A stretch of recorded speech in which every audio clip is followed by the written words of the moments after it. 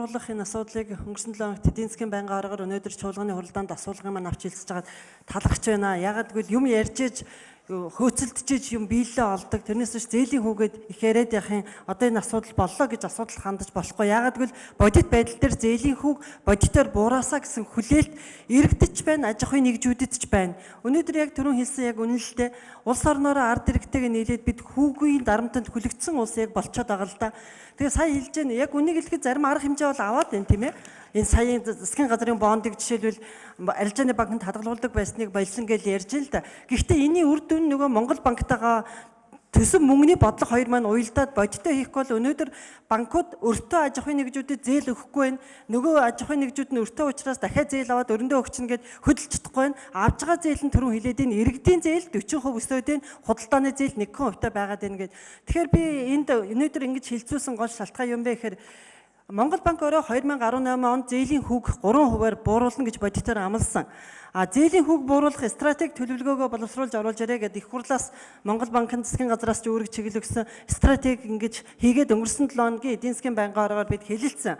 Гэхдээ одоо эдийн засгийн байнгын араа бас улсын хурлын дарга таныг улсын хурлын энэ хаврын чуулган хаахаас өмнө энэ стратегийг хэлэлцээд энэний дагуу тодорхой хугацаатай чиглэл юм уу тогтоолч юм уу гаргах хэрэгтэй байна. Энэ ингэж л үр дүн төрөхөөс биш бид зүгээр хэлэлцээд орчихоор тэгээд үр дүнгүй нөгөө хүмүүст за ингэж болдог гэж ойлгоод байна. Явах хэрэгтэй байна. Сая Хүрлаатар сайд бас яг үнэл хэлж ийн л дээ.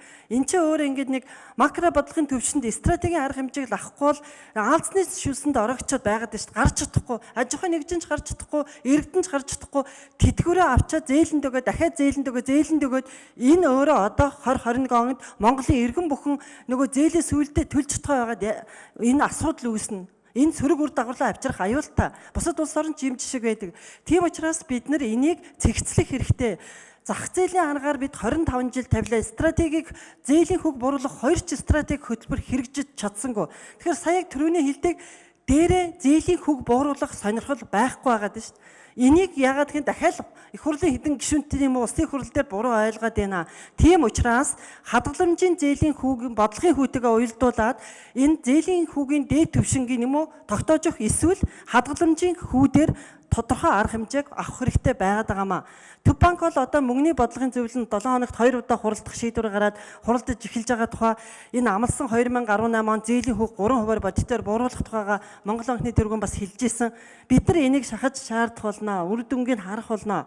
Тийм учраас бид нар энд улсын хурлын чуулганаар нэгэнт бид зээлийн хүүгийн бууруулах энэ асуулгыг тавьж хэлцэж байгаа энэ үед бас тодорхой чиглэлүүдээр энэ стратеги ажил хэрэг болох хэрэгтэй. Өнөөдөр Монгол улсын банкны систем 55 хууль дүрм үйлчилж байгаагийн бараг 70-80% нь өртөг зардлыг нэмэгдүүлэх тийм асуудал байгаад байгаа юм хэлээ. Тэгэхээр наад зах нь энэ ATM машин цэгнэглэх, пост машинуудыг суурлуулах энэ бүх юмн дээр хүртэл Монгол банк өнөө маргаашгүй зүгээр арга хэмжээ аваад өртөг бууруулчвал тодорхой хэмжээгээр арилжааны банкуд ч гэсэн зээлийн хүүдээр шингээдэг хувьд багасгах бололцоо бидэнд байна гэж ярьж байгаа.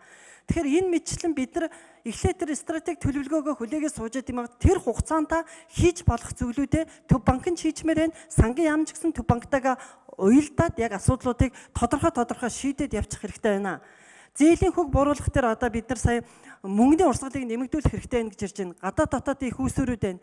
Энийг бид шийдэх хэрэгтэй байна. Хоёрт нь Хүрлаатар сайдаа одоо Монгол банкны ерөнхийлөгч таяар бас нийлж байгаад энэ ипотекийн зээлийн асуудлаа бас шийдэж энэ рүү хөрөнгө оруулалтаа хийхгүй бол бидний яриад байгаа гэр хорооллын дахин төлөвлөлт энэ зээлийн хүү буурах энэ асуудлууд бас бүтэхгүй байгаад байна. Яагаад гэвэл энэ ипотекийн зээлэнд хамрагдсан хүмүүсийн бараг 10 хүрэхгүй хувь нь гэр хорооллын иргэд байна. Ихэнх нь орон сууцтай хүмүүс хамрагдсан байгаа. Тэгэхээр одоо зах зээл нь хаана вэ гэхээр гэр хороолол байгаад байгаа. Тиймээс энэний бүхнийг л уялдаатаа хийгээсэ гэсэндээ асуудлуудыг ингэж тавиад байгаа юм шиг гэдгийг та бүхэн маань ойлгоорой. Тэгээ өнөөдөр ингээд зээлийн хүүгийн асуудлыг бас улсын хурлын чуулганаар хэлцэж байгаа. Манай гишүүч бас чухал асуудлууд сая тавилаа. Энэний хариултаас нь харж хахад бодитоор одоо энэ Монгол банкны энэ стратегиас харахад нэг 2023 он гэхэд нэг 5-7% хувьтай зээлийн хүү буурхандаа гэсэн нэг дүр зураг харагдаж байгаа. Энэ бол хангалтгүй байгаа. Дэндээ удаан байна. Бууруулах бололцоонууд байна, эдийн засаг төсөлд гарч байна. Тэгэхээр энэ бүхнийг уялдуулаад өөрсдөөсөө шалтгааллах юмнуудаа цаг алдалгүй хийх хэрэгтэй байна. Түрүү миний хэлээд байгаа тэр өртөг бууруулахтай холбоотой асуудлууд байж байна. Энэ 14 арилжааны банк хэрнээ зээлийн хүүгээр буурч өрсөлдөх биш хадгаламжийн За зочин танилцуулъя.